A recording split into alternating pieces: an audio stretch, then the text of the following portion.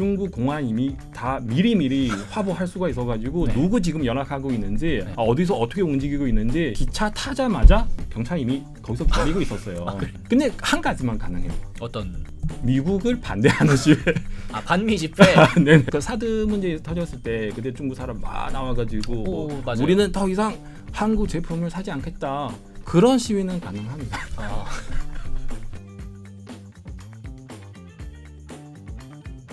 그러면은 좀 요즘 얘기로 한번 다시 넘어가 보겠습니다. 예전에 천안문 사태 때 한번 거기서 집회 엄청 크게 하고 나서 그죠. 막 탱크로 깔아뭉개고 이랬었잖아요. 네네.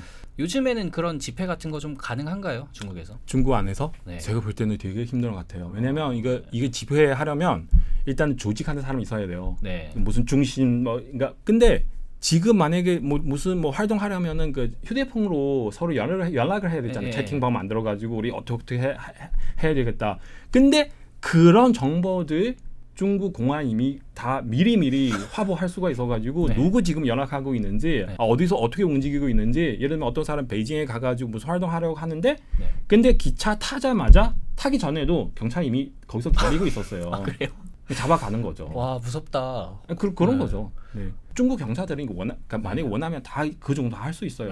그래요? 어쨌든 그러니까 매일 천안문 광장에 가려면 네. 차 타야 되잖아요. 네네네네. 전화를 해서 우리 누구랑 같이 가야 되잖아요. 네. 네, 그런 정보 얻어야 되고, 그러니까 이거 다 경찰들 다 파악하고 있기 때문에 그래서 지금 그렇게 하려면은 조금 어려울 것 같고요. 네. 비단 그 천안문뿐만 아니라 도심 곳곳에서 우리나라는 민주주의 국가니까 네네. 이 집회 굉장히 많이 하잖아요. 네네. 중국에는 그런 소규모 집회조차도 안 일어난다. 안 되죠. 그러니까 법을 봤을 때가 그렇게 우리 국민도 뭐 네. 집회, 뭐 시위 그런 뭐 자유가, 권력 있다. 네. 실제로는 안 돼요. 근데 한 가지만 가능해요. 어떤 미국을 반대하는 집회. 반미 집회. 네네. 그 한국 그 사드 문제 터졌을 때 그때 중국 사람 막 나와가지고 뭐 맞아요. 우리는 더 이상 한국 제품을 사지 않겠다. 그런 시위는 가능합니다. 근데 젊은 층들의 경우에는 이제 여행도 많이 하고 하잖아요. 네. 중국 젊은 사람들은. 네. 그럼 또 뭐 이제 외국에서 듣는 것도 많고 할 텐데 네, 또 중국 돌아와가지고 공산당 하는 거 보면은 이제 좀 반발심도 생길 것 같아요. 그죠. 그 사람들은 요즘 막 행동하거나 이런 거는 없나요? 아니면 생각이 어때요? 중국 젊은 사람들? 젊은 사람들은 자기 방식으로 지금도 반항하고 있죠. 예를 들면 이게 중국 당핑족 있어요. 당핑은 그 당핑. 네. 그러니까 평평하게 누워 있다. 그러니까 그 뜻은 뭐냐면 아무것도 안 하는 겁니다. 결혼도 안 하고 취업도 안 하고 자식도 안 하고 아파트도 안 사고 차도 안 사는 거예요. 소비를 안 하는 거죠. 이렇게 되면은 중국 경제 망하는 거잖아요. 이게 작년 그 통계 숫자 나왔는데 작년 중국 결혼하는 사람 1,200만 명 정도 돼요. 예, 중국 결혼하는 사람. 네. 근데 이 숫자는 이렇게 말씀드리면 아마 여러분 느낌 없는데 이게 거의 40년 동안 가장 낮은 숫자예요. 그러니까 2022년도 있어요. 그때는 그 시진핑 코로나 제로 정책 세울 때 그때 뭐 사람들 나갈 수도 없어요. 네네네. 나갈 수도 없는데 그래도 그 2022년도에 결혼하는 사람이 거의 1,400만 명 정도 있었어요. 네. 근데 작년 같은 경우는 1,200만 명. 사람들 결혼 안 해요. 그 뜻은 정말 막 출산도 안 하고요. 네. 그래서 젊은 사람들은 이런 방식으로 이거 반항하고 있죠. 그게 일종의 정부에 대한 반항 행동인 거예요? 그죠. 나 결혼 안 해서 나라에 보태면 안 될 거야 이런 건가요? 되게 불만이 많아서 근데 현실을 보면 이게 체인지 할 수 있는 방법도 없어요. 그냥 차라리 내가 당빙 하겠다. 그 젊은 사람은 그렇게 얘기를 했거든요. 내가 부모님으로서 우리 자식에게 가장 좋게 해줄 수 있는 거는 우리 자식을 이 세상에 데려오지 않은 거. 이해되시나요? 네. 안 그래도 출산 안 하겠다. 그러니까 이런 세상에 우리 자식을 이 세상을 데리고 오면 내가 과연 좋은 부모님인가. 네. 그 정도로 생각할 정도로 갖는 불만들이 뭐가 있나요? 예를 들어서. 불만이요? 네. 지금 중국 안에서 빈부격차 되게 심해요. 아무리 일을 열심히 해도 돈 벌 수 없는 사람들 엄청 많아요. 예를 들면 좋은 일자리 다 공산당 간부들 자식들 들어가요. 예를 들면 뭐 금융, 철도, 텔레콤 이런 좋은 일자리는 일반 서민들도 못 들어가요. 애초에 신분적으로 장벽이 있는 예. 그리고 예를 들면 그 식당 만들었어요. 네. 정말 대박 났어요. 네. 너무 맛있어가지고. 근데 제가 그 위생 검사하러 왔어요. 이게 여기 깨끗하지 않은데요? 돈 내라. 공산당 간부가. 이런 저런 방법 통해서 여기서 안전 문제 있을 것 같은데 돈 내라. 계속 이렇게 하는 거예요. 이런 저런 방법 통해서 돈 없어도 힘들고 돈 있어도 힘들어요. 그러니까 네. 뇌물 주면 봐주는 건데 그 뇌물 계속 요구하고 막. 그죠? 그게 끊임없어요. 그게. 그래서 사람들은 힘들죠. 근데 그 요즘 사람들이 중국 그 정부에 대해서 불만이 그렇게 이제 쌓여 있는데 시진핑은 어떻게 그렇게 장기 집권을 할 수 있는 건가요? 네. 사실 시진핑도 그렇고 옛날 사람은 그래요. 두 가지. 하나는 폭력, 하나는 거짓말. 두 가지. 그러니까 계속 거짓말 하다가 네. 그 안 되면 안 되는 경우는 이제, 폭력 하다가 또 거짓말. 그러니까 이게 계속 그 필기구 아니면 총. 중에서 이런 거 있으니까 공산당의 두 가지 도구. 그러니까 실제로 불만은 가지고 있지만 네. 그렇게 하니까 네. 공포심도 있고 해서 네네네. 뭐 드러내지도 못하고. 네네네. 네. 중국의 그 군부들 있잖아요. 네네네. 그 사람들은 또 시진핑을 좀 존경하는 편인가요? 아니면 그냥 무서우니까 따르는 건가요? 싫어하죠. 싫어하나요? 싫어해요. 그리고 또 약간 무섭기 때문에 좀 따라. 사실 그게 최근에 중국 군부 얘기 엄청 많이 나오고 있거든요. 네. 뭐 짱요샤 그 사람도 있는데 시진핑은 자기 뭐 황제다. 그렇게 항상 그렇게 생각하고 있었어요. 뭐 그래서 대만 통일하고 싶어요. 근데 대만은 그 나라 물은 작지만 그래도 뭐 반도체 엄청 잘 되어 있고 그죠. 미국이랑 좀 사이도 너무 좋은데요. 만약에 대만 반도체 건드리면 미국 많은 회사들은 뭐 애플, 뭐 퀄컴, 브로컴 등 많은 회사들은 그 영향 크게 받을 수가 있기 때문에 그래서 미국 가만히 있을 수가 없죠. 근데 시진핑이 계속 밑에서는 푸시 통일하겠다. 그러면은 밑에 장군들은 뭐 우리 보고 죽으라고? 미국이랑 부딪히면은 이게 얼마나 위험한 일인데. 자살행위잖아요. 그래서 밑에 사람들은 계속 시진핑 보고 너무 답답하죠.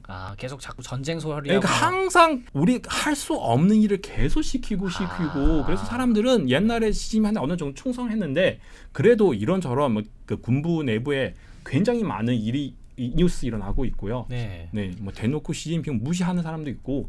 괜찮아요? 그렇게 무시하면은? 이게 중국 공산당 중앙군사위원회 부주서 네. 한 사람 짱요샤이라고 하는데요. 이 사람 지금 계속 뉴스 나오고 있어요. 네. 왜냐면 이 사람이 예를 들면 그 시진핑 작년 10월 정도 러시아 출장하러 가는데 그 사람 스스로 군사훈련 만들었어요. 네. 크게. 마침 자기 대통령처럼 막 국가 주석처럼 그렇게 행사를 했어요. 네. 그리고 또 베트남 가서도 막 거기서 진짜 뭐 국가 주석처럼 그렇게 행사했어요. 이게 정말 시진핑은 용납할 수 없는 일인데요. 그래도 아직 그 사람 아무 문제도 없습니다. 그 뜻은 뭐냐면 지금 중국 군대 내부에도 짱요샤 그 사람 어느 정도 그 세력 키웠어요. 네, 그 정도 세력 키웠어요. 그러니까 중국 공산당 내부에 옛날에 쿠데타 엄청 많이 일어났거든요. 네. 그러니까 서로 갈등 생기고 언젠가 뭔가 터질 수 있어요. 물론 우리 일반 서민들은 이게 정확하게 알 수가 없어요. 왜냐하면 투명하지 않아가지고. 네. 근데 이제 공산당 그러면 북한에서 하는 방식은 누가 좀 세력이 커지는 것 같아. 그럼 명분 만들어서 이제 숙청을 쫙 하잖아요. 그렇죠. 중국은 시진핑은 그런 거는 안 하나요? 숙청 많이 했죠.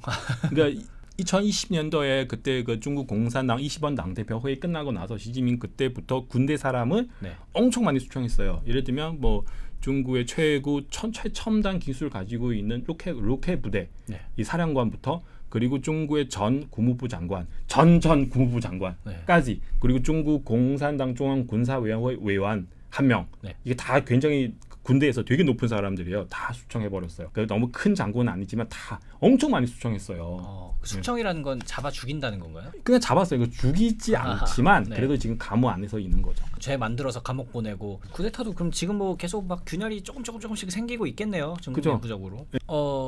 큰 쿠데타들 역사적으로 마오쩌둥 집권기부터 좀 어떤 게 있었나요?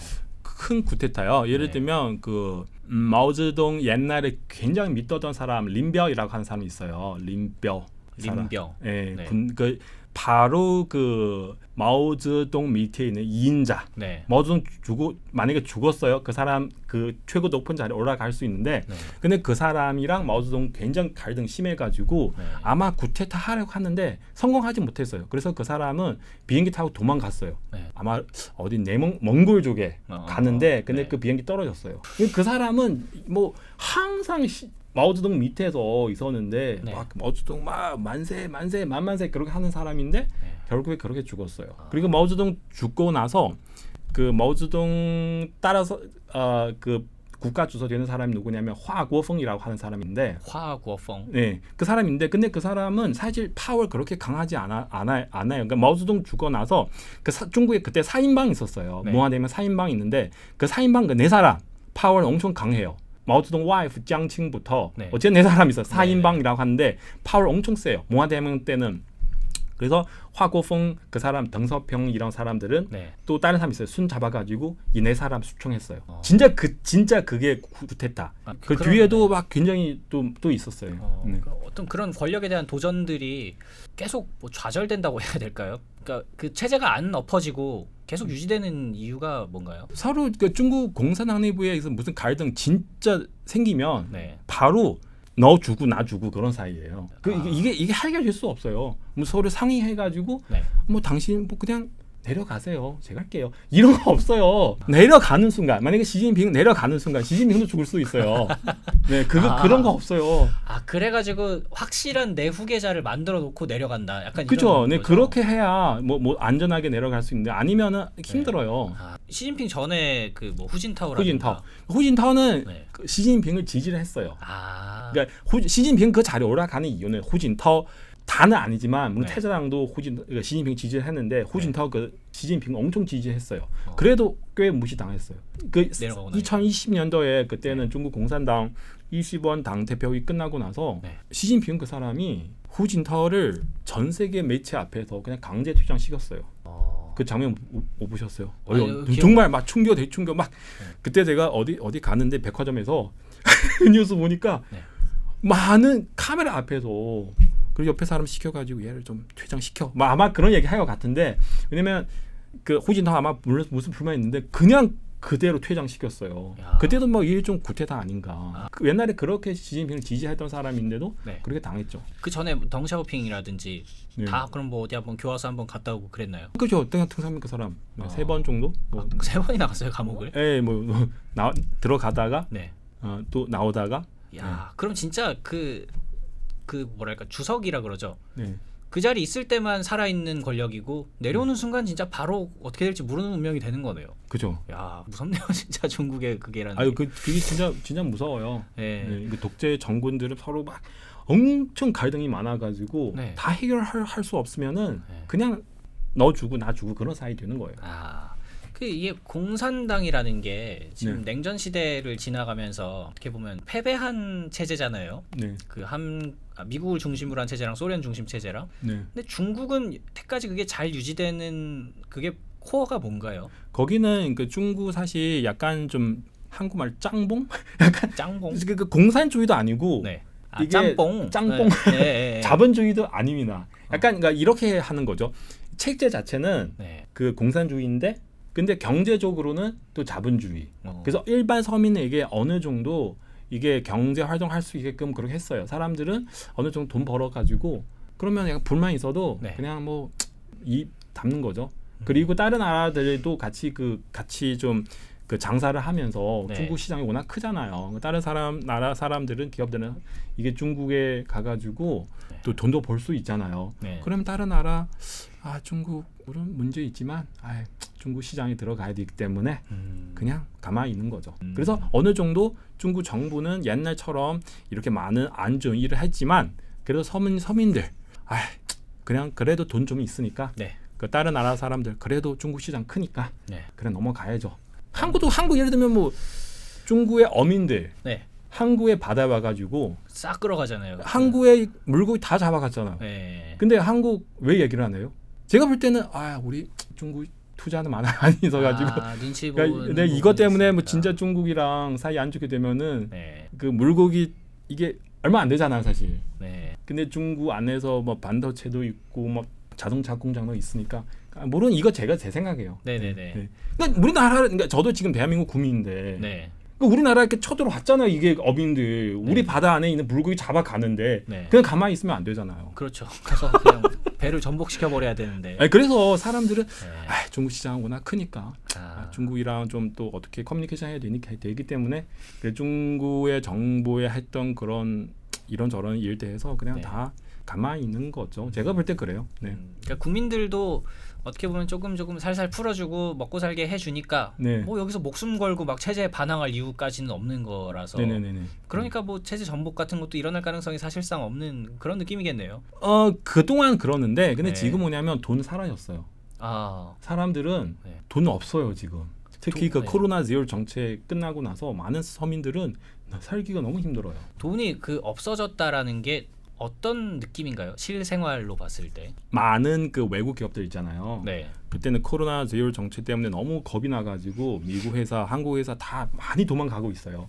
그러면은 예를 들면 제가 옛날에 미국 회사 일을 하고 있잖아요. 네.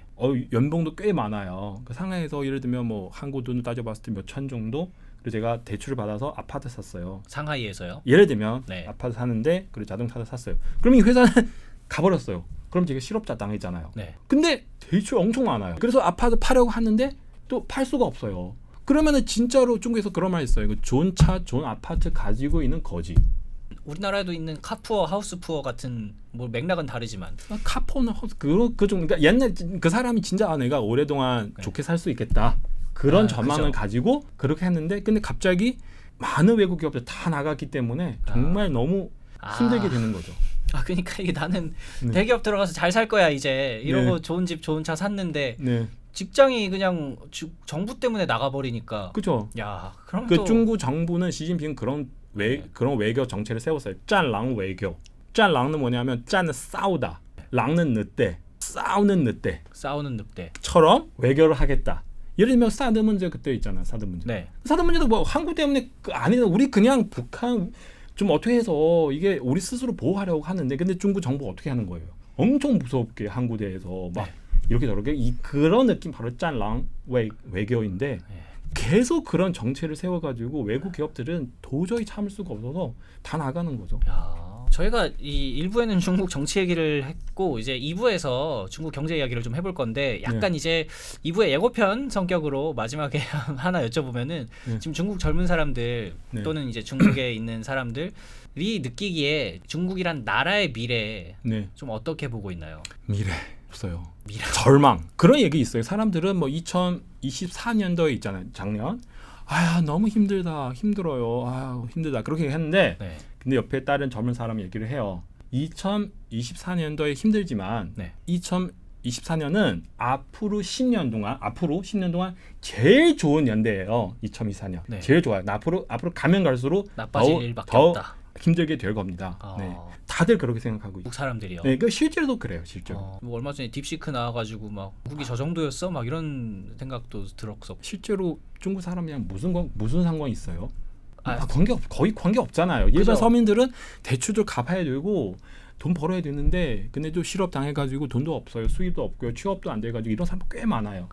네. 내부적으로는 또 그렇군요. 네. 이제 중국 경제에 대한 내용 저희가 2부에서 조금 더 상세하게 이제 다뤄보도록 하겠습니다. 네. 1부 정치 이야기는 여기서 마치겠고요. 다음 영상도 많은 시청 부탁드리겠습니다. 감사합니다. 감사합니다.